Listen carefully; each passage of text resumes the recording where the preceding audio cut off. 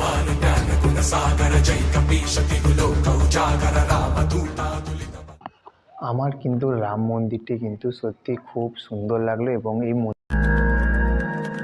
সদাম্ভোধিবাসং গলৎপুষ্পহাস দর্শন করুন এবং একটা ঐতিহাসিক জিনিস দর্শন করে যান, যেটা ঋষি বঙ্কিমচন্দ্র চট্টোপাধ্যায়ের উপন্যাসে রয়েছে, কালাদিঘি। ঠিক আছে, বাচ্চা বাচ্চা হরিণগুলো ঘাস খাচ্ছে। হাই এভরিওয়ান, আমি ভাস্কর। কেমন আছেন আপনারা? নিশ্চয়ই ভালো আছেন, আমিও বিন্দাস আছি। আজকে আপনাদেরকে এমন একটি মন্দিরের দর্শন করাবো যেটি কলকাতাতে আমার জানা এবং আমার দেখা প্রথম একটি মন্দির, যেখানে হনুমানজি বজরংবলী শায়িত অবস্থায় রয়েছে। মানে যে সময় হচ্ছে যে রাম রাবণের যখন যে যুদ্ধটা হয়েছিল, সেই সময় তো হনুমানজি তো অনেক পথ অতিক্রম করেছে, সেই সময় যে বিশ্রাম নিয়েছিল সেটা কিভাবে শায়িত অবস্থায় রয়েছে সেটা আমি এখন মুখে বলবো না, আপনাদেরকে দেখাবো। এবং আমার চোখে দেখা কিন্তু প্রথম এই মন্দিরটি, এবং আশা করি কলকাতায় কিন্তু এই মন্দির কিন্তু আর নেই। তো আমি তো বিশাল খুশি এই রকম একটা জায়গায় আপনাদেরকে দেখাবো বলে, এবং এই ইনফরমেশানটা আপনাদেরকে দেখাবো বলে। এবং আপনারা যেখানেই থাকুন না কেন এই মন্দিরটিতে কিন্তু অবশ্যই আসবেন, এবং যারা হনুমানজির ভক্ত, বজরংবলীর ভক্ত, আপনারা তো নিশ্চয়ই আসবেন। তো চলুন আপনাদেরকে দেখাই, রওনা দিই। আর এই মন্দিরে কিভাবে আসতে হবে, পুজো দেওয়ার টাইম, সব কিছু সম্পূর্ণ সুন্দরভাবে অল তথ্য কিন্তু আমাদের এই ভিডিওটিতে পেয়ে যাবেন। আর কিভাবে আসতে হবে সেটা আমি ভিডিও শেষে আপনাদেরকে পুরোপুরি ডিটেলসে বলে দেবো। আর চ্যানেলে যদি একটাই কথা, চ্যানেলে যদি নতুন হয়ে থাকেন তাহলে চ্যানেলটিকে কিন্তু অবশ্যই সাবস্ক্রাইব করবেন। তার কারণ আপনাদের একটা সাবস্ক্রাইব মানে আমি কিন্তু আরও সামনের দিকে এগিয়ে যেতে পারবো। তো আসুন আমরা আজকে আমরা মাতরাল কাকিনাড়া হনুমানজি বজরংবলীর মন্দির দর্শন করব।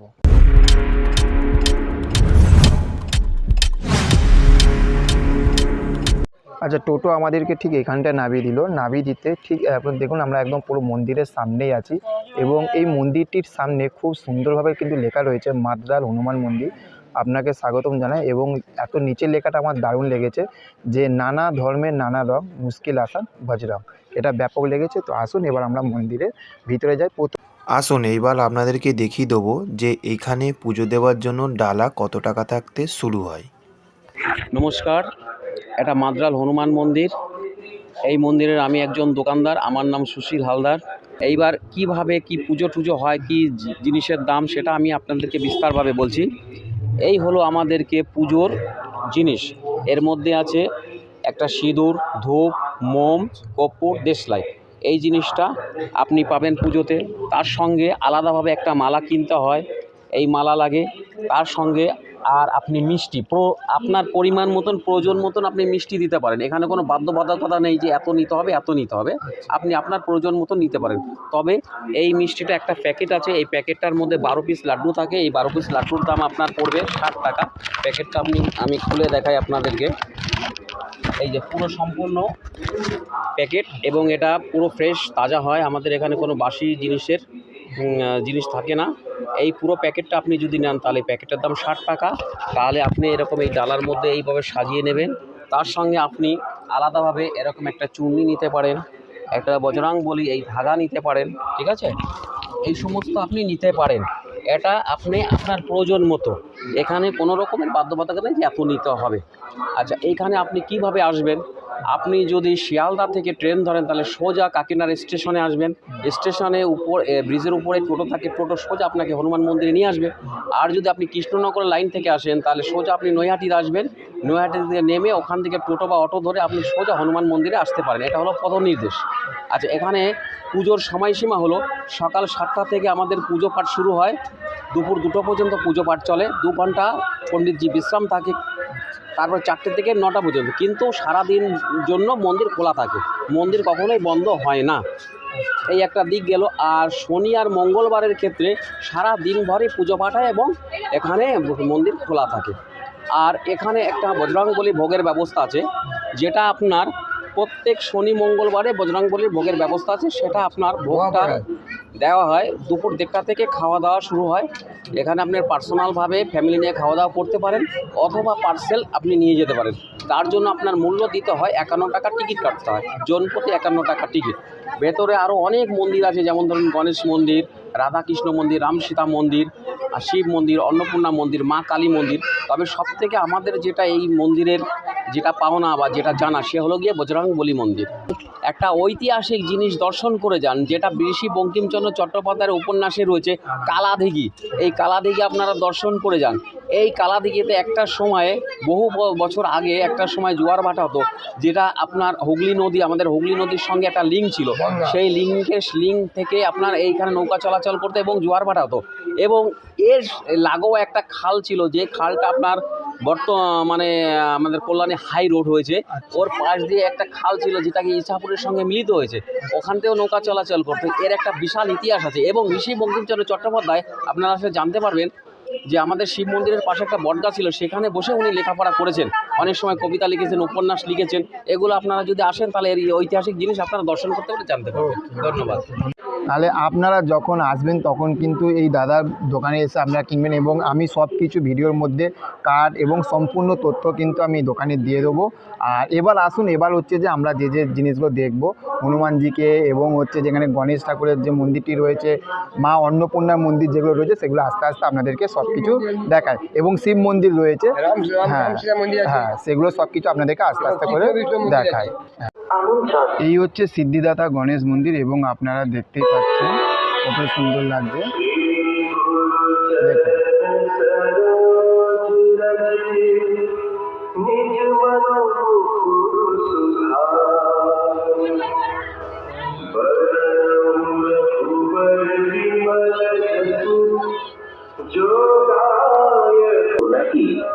আসুন, সেই সময় এসে গেছে যেখানে আমরা হনুমানজিকে শায়িত অবস্থায় দেখতে পাচ্ছি, যেখানে রাম রাবণের যুদ্ধের পরে হনুমানজি যে অনেকটা রাস্তা অতিক্রম করেছিল, সেই যে শুয়ে বিশ্রাম নিয়েছিল, সেইভাবেই কিন্তু এখানে এভাবে পুজো হচ্ছে, সেই স্ট্রাকচারটা তৈরি করে।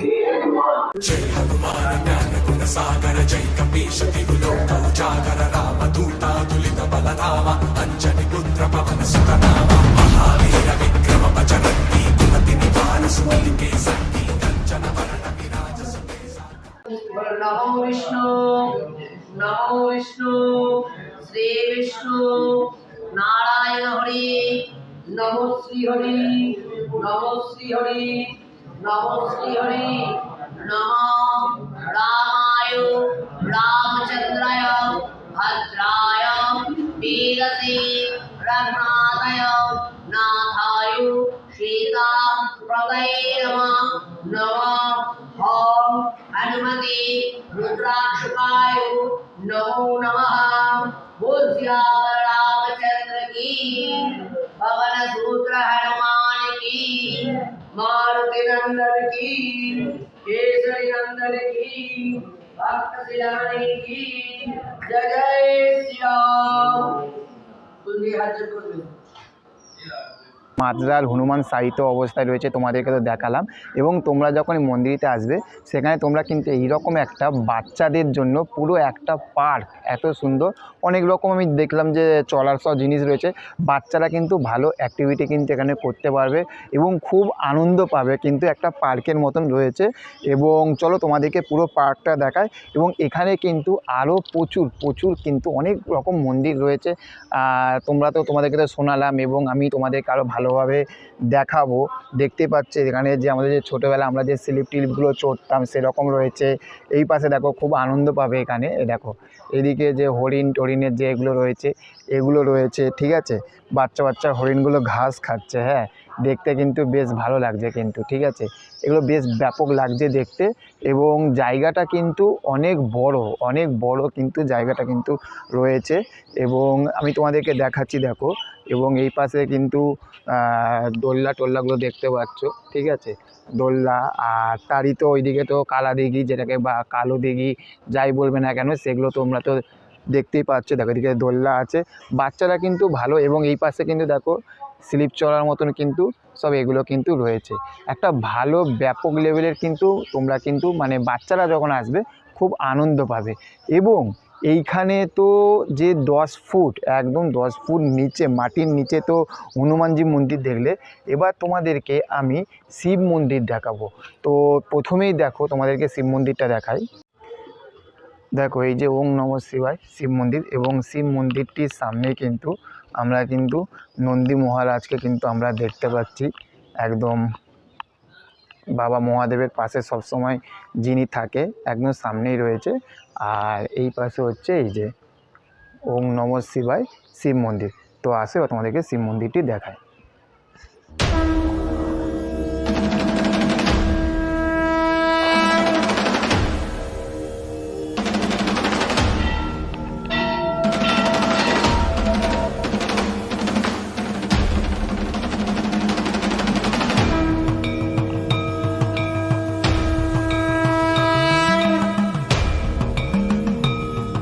দেখো কতটা নিচে, ঠিক আছে, 10 ফুট নিচে কিন্তু শিবলিঙ্গটি অবস্থিত,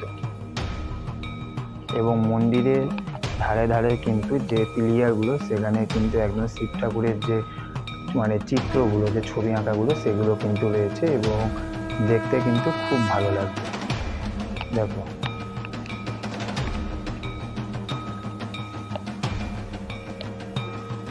আর এখানে মহারাজ শুয়ে রয়েছে একদম নিশ্চিন্ত ঠান্ডা পরিবেশে। মানে দেখো এখানেও যে নন্দী মহারাজ একদম সাদা অবস্থায়, এটাকে কিন্তু আমি এইরকম দেখলাম, এটা কিন্তু খুব এবং বড় মানে আকৃতি, বড় আকৃতি, সেইভাবে কিন্তু ব্যাপক লাগছে। এবং পিঠের মধ্যে যে চাদর দেওয়া, চাদর বা কী বলে সেইটা রয়েছে, এবং দেখতে কিন্তু বেশ ভালো লাগছে কিন্তু। এবং এর যে পরিবেশটা না, পরিবেশটা এতটা সুন্দর, এতটা সুন্দর লাগছে, মানে এটা তো দিনের বেলাতে এরকম লাগছে, তা যখন বিকেলবেলায় তোমরা আসবে তখন কিন্তু আরও কিন্তু বেশি কিন্তু ভালো লাগবে, ঠিক আছে।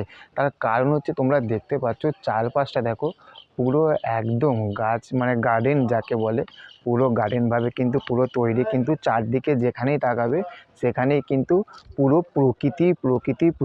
আমাদের কলকাতার দিকে কিন্তু এগুলো কিন্তু খুব কম দেখা যায়, ঠিক আছে। এই দিকটা একটু দিকে তোমাদেরকে একটুখানি দেখাই।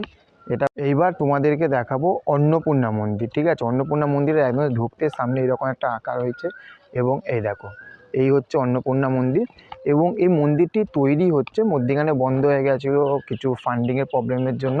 প্রথমেই তো আমরা এখানে যে এটা গদা না, মানে গদার আকৃতিতে যেরকম একদম দেখতে, এটা কিন্তু সেই রকমই লাগছে গদায়, আমরা এক কথায় আমরা গদাই বলতে পারি, তাই না।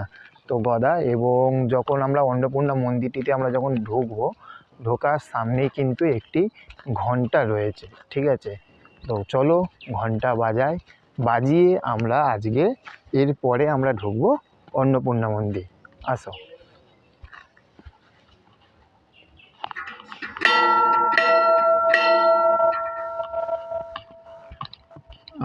এটিতে ওঠার জন্য যে শিব মন্দিরের পাশেই সিঁড়ি রয়েছে, আর সিঁড়ি দিয়ে উঠতে হবে। উঠেই কিন্তু আমরা এই দিকটা দিকে চলে যাব, এই দিকটা দিকে চলে গেলে আজকে পৌঁছে যাব অন্নপূর্ণা মন্দির।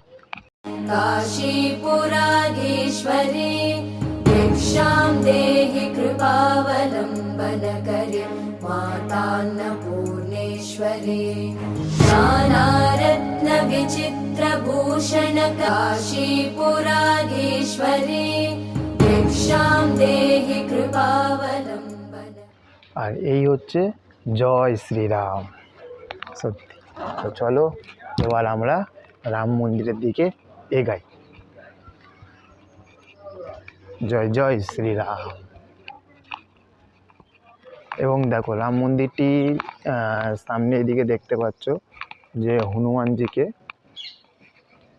যে সময় হনুমানজি পুরো তার মানে বক্ষ চিরে যখন দেখেছিল যে তার বক্ষে কিন্তু কেউ বাস করে না, একমাত্র মা সীতা এবং রামজি ছাড়া, এবং সেটাই এখানে তুলে ধরেছে। আর এই পাশে হনুমানজি রয়েছে গদা হাতে নিয়ে, একদম খুব সুন্দর লাগছে কিন্তু দেখতে। আর এই পাশে তোমরা দেখতে পাচ্ছ যে সময় মানে লক্ষণ যখন হয়ে গেছে সেই সময় যে সঞ্জীবনী যে বুটি লাগতো সেই পুরো পাহাড়টা, মানে তখন তো হনুমানজি তো বুঝতে পারছো না যে সঞ্জীবনী বুটি কোনটা, পুরো যে পাহাড়টা যে একদম তুলে ধরেছিল সেই পাহাড়টাকে কিন্তু সেই চিত্রটাকে কিন্তু এখানে কিন্তু বুঝিয়েছে। এবং এটা দেখতে পুরনো হলেও কিন্তু এর যে একটা যে ঐতিহ্যটা, সেই ঐতিহ্যটা কিন্তু দেখতে কিন্তু বেশ কিন্তু ভালো লাগছে। আর মন্দিরটির একদম সামনেই দেখতে পাচ্ছ মানে হাতি, মহারাজ, 2 গজরাজ এবং তারই উপরের দিকে কিন্তু সেই যে হনুমানজি একদম যে সঞ্জীবনী যে পাহাড়টি বুটি সেইটাকে নিয়ে উঠছে সেটাই কিন্তু দেখাচ্ছে। তো আসো আমরা এবার রাম মন্দিরে প্রবেশ করি। এখানে দেখতে পাচ্ছেন শ্রীরাম, ভ্রাতা লক্ষ্মণ ও মা সীতাকে কিন্তু দেখতে অপরূপ সুন্দর লাগছে।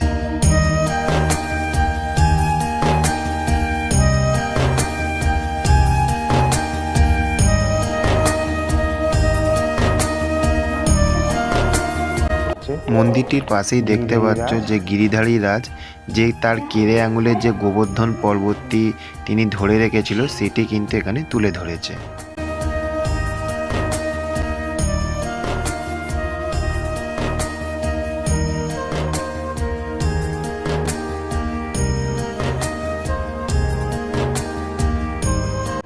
তারই পাশে তোমরা দেখতে পাচ্ছ এখানে রাধা, শ্রী রাধা ও কৃষ্ণকে কি সুন্দর লাগছে, কিন্তু অপরূপ সুন্দর লাগছে কিন্তু শ্রী রাধা কৃষ্ণকে দেখতে চোখটা জুড়িয়ে গেল।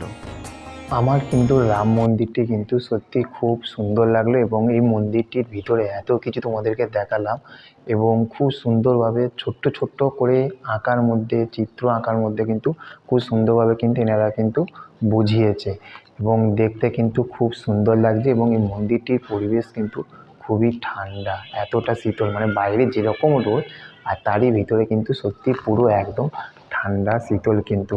এবং মন্দিরটিতে যখন আসবে অবশ্যই কিন্তু তোমরা কিন্তু সব কিছু কিন্তু দর্শন করো কিন্তু একদম। তো আসো এবার এর পরবর্তীতে কী আছে সেগুলো তোমাদেরকে দেখাই। মন্দিরটির সামনেই কিন্তু আমরা কিন্তু একটি রথ দেখতে পাচ্ছি। যতটা সম্ভব রথযাত্রার সময় কিন্তু এই রথটি বার করা হয় এবং এই রথটি কিন্তু পুরো যে লোহার কাঠামো দিয়ে কিন্তু পুরোপুরি কিন্তু রথটি কিন্তু তৈরি, দেখো। আর তোমাদেরকে যে কালা দিঘিটা যেটা দেখালাম, কালা দিঘির পাশেই কিন্তু তোমরা কিন্তু এই অনুসন্ধান কেন্দ্র যেটা রয়েছে সেটা তোমরা কিন্তু চলে আসবে এবং এলে এখান থেকে কিন্তু তোমরা পুরো ভোগের যে কুপন সেগুলো কিন্তু তোমরা পেয়ে যাবে। আর যারা ধূপকাঠি, মোমবাতি জ্বালাতে চাও তারা কিন্তু ঠিক মন্দিরটির সামনেই কিন্তু এই যে ধূপকাঠি, মোমবাতি জ্বালানোর কিন্তু সব জায়গা কিন্তু তারা কিন্তু করে রেখেছে, দেখতেই পাচ্ছ। এবং সামনে কিন্তু দেখো যে হনুমানজি যে শায়িত অবস্থায় যে রয়েছে সেটারও কিন্তু এখানে কিন্তু যে ছবিটি সেই ছবিটি রয়েছে, দেখো।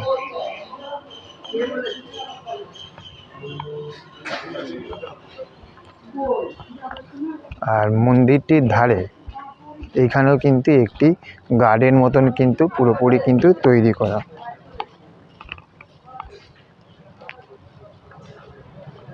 দেখো। আর এই দিকটা হচ্ছে যে যারা ধরো যাদের মনস্কামনা বা মানসিক যারা করে তারা হচ্ছে যে এই গাছের মধ্যে যে জিনিসগুলো বাঁধে সেই বেঁধে কিন্তু তারা কিন্তু করে, তারপরে তাদের যখন মনস্কামনা পূরণ হয়ে যায় তখন তারা আবার খুলে দিয়ে যায়। তো তোমাদেরও যদি কোনো মনস্কামনা যদি কিছু থাকে তোমরাও কিন্তু এখানে এসে কিন্তু বাঁধতে পারো। তোমাদেরকে প্রথমে মাদ্রাল যে হনুমানজি মন্দির, সেই মাদ্রাল হনুমানজি মন্দিরে যেতে গেলে তোমাদেরকে প্রথমে নামতে হবে কাকিনাড়া স্টেশন এবং এই কাকিনাড়া স্টেশন আসতে গেলে তোমাদেরকে শিয়ালদা থাকতে মানে ব্যারাকপুর লোকাল ছাড়া মেন লাইনে যে ট্রেনগুলো রানাঘাট, কৃষ্ণনগর, কল্যাণী সীমান্ত, কল্যাণী, গেদে, এই যে নৈহাটি লোকাল যে লোকালগুলো আছে সেই লোকালগুলো তোমরা ধরে নেবে। ধরে নিয়ে তোমাদেরকে নামতে হবে কাকিনাড়া স্টেশন এবং কাকিনাড়া স্টেশনে নেবে তোমাদেরকে কীভাবে যেতে হবে দেখিয়ে দিচ্ছি। এই কাকিনাড়া স্টেশন নামলে কাকিনাড়া স্টেশন নেবে একদম যেদিকে মানে ধরো রানাঘাট, কৃষ্ণনগর যে ট্রেনগুলো যাচ্ছে সামনে যে তোমরা যে ওভারব্রিজটা দেখতে পাচ্ছ এই ওভারব্রিজটা ধরে একদম এই দিকে চলে আসতে হবে। এই দিক থেকে তোমরা কিন্তু অটো পেয়ে যাবে, অটোতে উঠে বলবে যে মাদ্রাল হনুমানজি মন্দিরে যাব।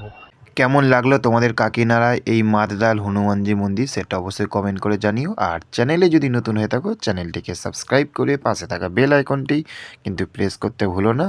তো চলো দেখা হচ্ছে পরবর্তী ভিডিওতে, ভালো থাকবেন। আবার নতুন একটি ভিডিও নিয়ে খুব তাড়াতাড়ি আপনাদের সাথে আসছি।